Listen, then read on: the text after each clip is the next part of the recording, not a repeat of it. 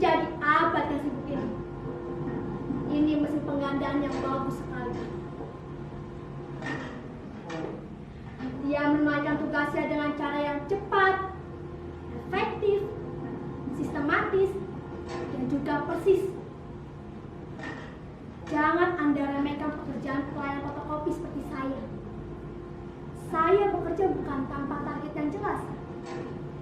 Ya, hitung-hitung melanjutkan pendidikan, saya memperdalam ilmu fotokopi. Suatu saat, saya akan mendirikan laboratorium fotokopi. Ya, iya itu, laboratorium fotokopi.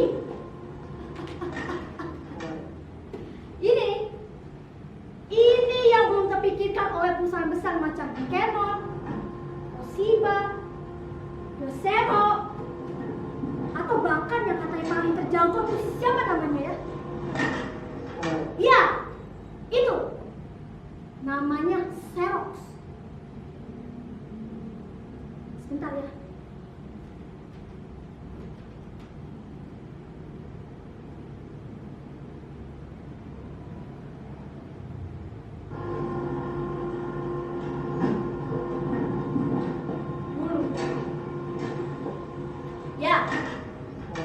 Dulunya saya seorang anak muda yang penuh rasa unggul.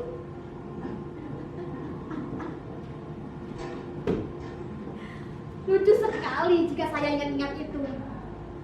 Rasa unggul, kecerdasan, dan keberhasilan meraih puncak merupakan 3 hal yang berbeda.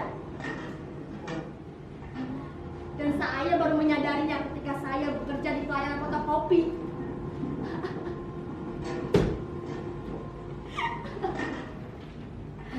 Goblok bener ya, goblok. Sebagai anak muda yang merasa unggul, tentu saja saya berhak untuk suatu kesuksesan bisa hadir di ruang publik. Berbagai macam pekerjaan dan kegiatan saya lakukan.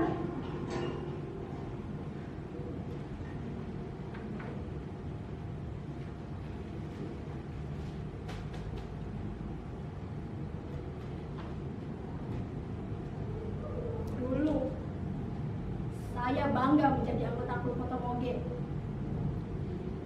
Ya, meski mogenya hanya fotokopian belaka. Kami menggunakan Harley KW, berlaga seperti penguasa datang bumi. Mafioso Italiano.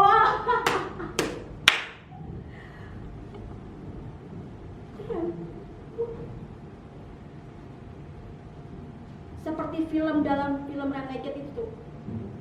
Bandana mencok di kepala, rompi kulit, jeans belel, sepatu les high heel, rokok Marlboro, dan deretan cipok.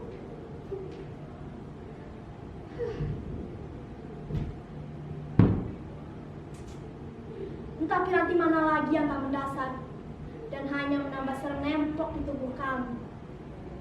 Kalau perlu dan kalau bisa, bahkan rantai gerbong kereta api pun akan kami jadikan kaum biar terkesan serem. Tapi entah kemudian siapa yang mulai. Kami mulai berlaga menjadi pembela kebenaran.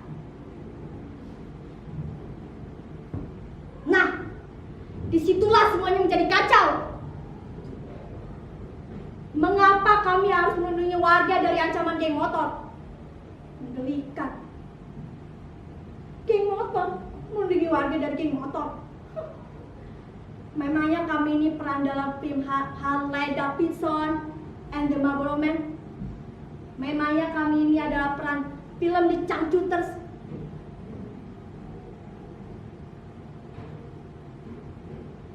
Saya ingat, suatu kemudian saya terjebak dalam perlindungan seorang pengusaha yang tokonya akan digusur. Saya tahu apa yang akan saya lakukan. Tidak benar jika komunitas hanya dijadikan ajang jual beli jasa. Jika komunitas hanya dijadikan ajang jual beli jasa, bukankah kita ini manusia hanya dijadikan barang dagangan? Saya jijik. Jadi bagaimana tata cara berteman?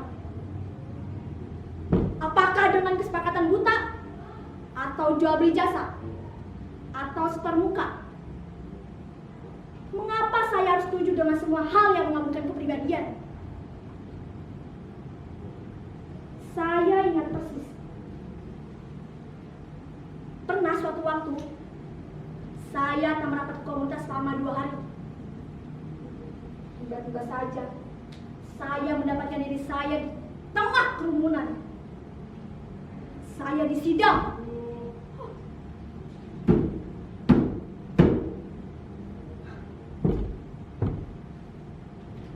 Interaksi macam apakah ini? Apakah ini yang disebut pergaulan ala-ala bos? Siapa yang paling banyak membuat jasa? Dialah yang berwenang mengadili. Bisa juga.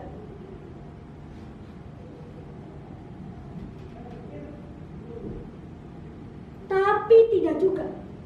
Lah, kenapa seolah seorang tak memiliki talenta jalan hidupnya sendiri? Bodoh sekali. Sangat bodoh sekali. Mengapa diri hanya menyediakan dirinya sendiri menjadi mesin fotokopi bagi perilaku yang tak masuk akal? Anda semua tahu, saya ini kan lulusan S2 Ilmu Religi dan Budaya. Otak saya terlalu kosong kalau hanya menjadi pegawai pelayanan fotokopi.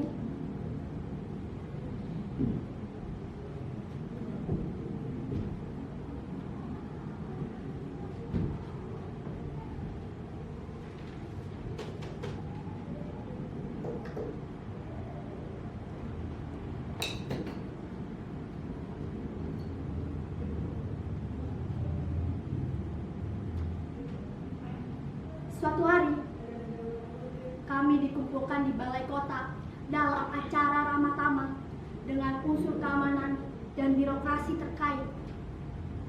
Seorang pejabat berkata dengan intonasi, nada, artikulasi, dan kepercayaan diri yang rendah. Katanya,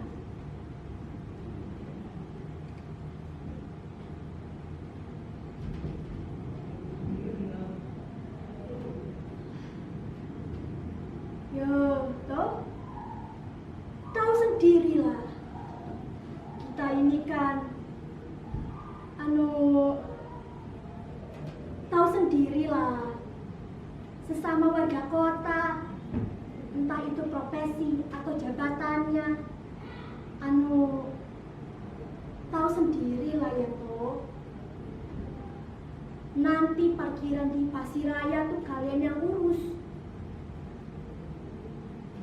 Nanti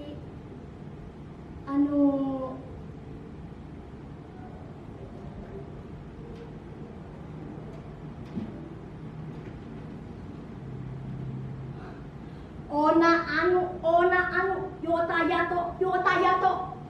Pejabat kota. Mau ngomong apa kamu? Mau membentuk konspirasi preman?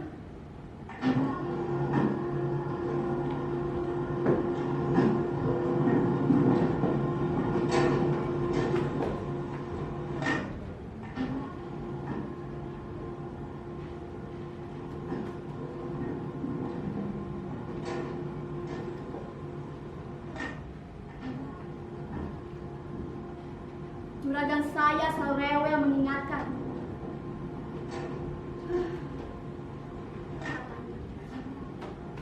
Mbak Suryani, ini fotokopi bukunya Soekarno ya. Hari ini sudah harus jadi loh ya Mbak. Ingat loh ya Mbak, hari ini sudah harus jadi loh ya Mbak.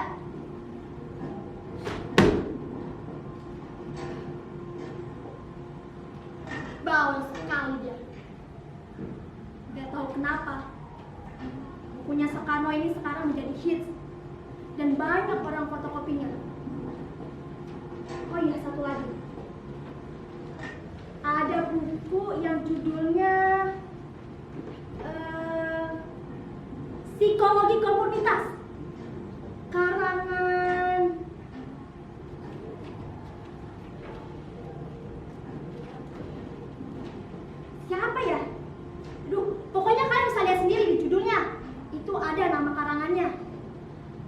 Kalian pasti tidak percaya. Awalnya pemesannya hanya meminta 100 saja di fotokopi. Tapi karena ia yakin bukunya akan menjadi hits, maka minta digandakan sebanyak 1000 kali. Oh iya,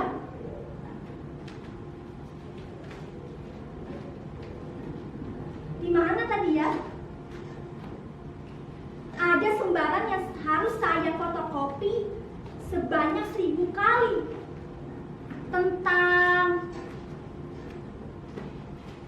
Tentang apa ya? Oh iya, saya tahu. Tapi di mana ya? Perasaan tadi saya simpan di sini. Oh, ini dia. Ini. Judulnya Menjadi Pribadi yang Mandiri. Aduh, capek. Sebentar ya.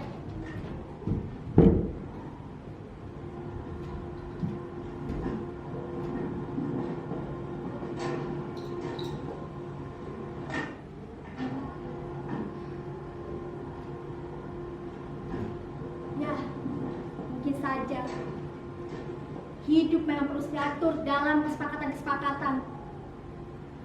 Diri dianggap lemah jika memiliki pergesekan dengan orang lain. Maka orang lain diperlukan untuk meningkatkan tekanan agar magma perlawanan menjadi aktif.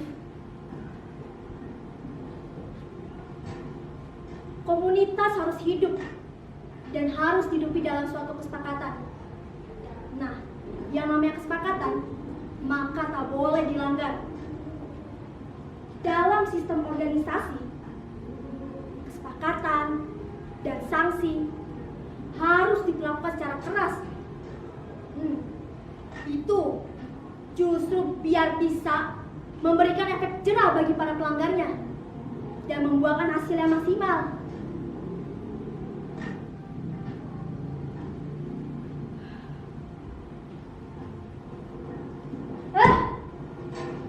Kenapa susah banget ya?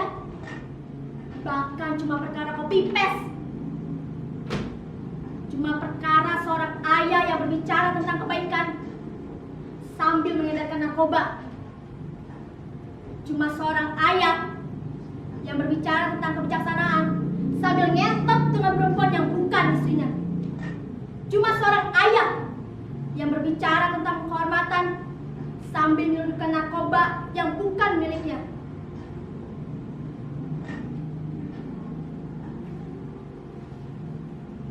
Karena itulah saya ingin mendirikan laboratorium fotokopi. Saudara-saudara, saya tinggalkan surat di atas bak motor KW sekawin-kawinnya. Saya tulis surat dengan gagah dan berani.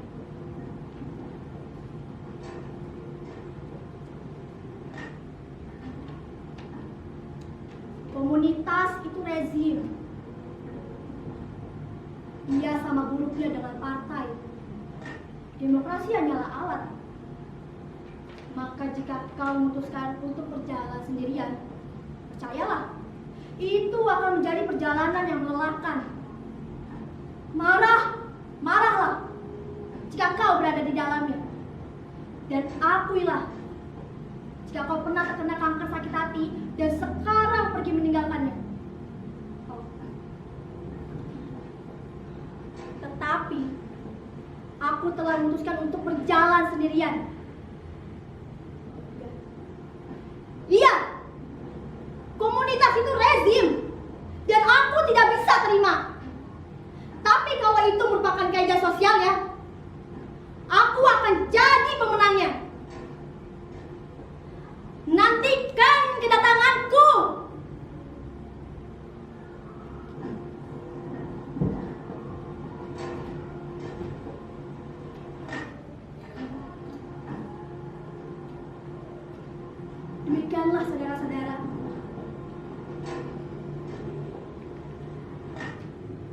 Saya akan mendirikan laboratorium raksasa yang akan mengalahkan warung-warung fotokopi di luar sana. Saya yang akan memproduksi segala masa budaya dari segala budaya.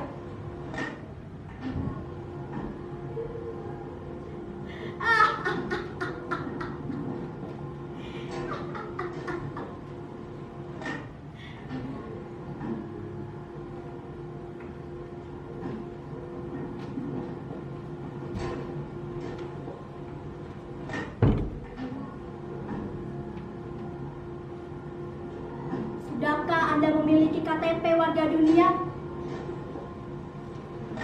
Anda memilih Mark Zuckerberg sebagai presiden atau kaisar? Nggak punya Facebook, nggak keren. Bineka Tunggal Mutlak dan sebagainya.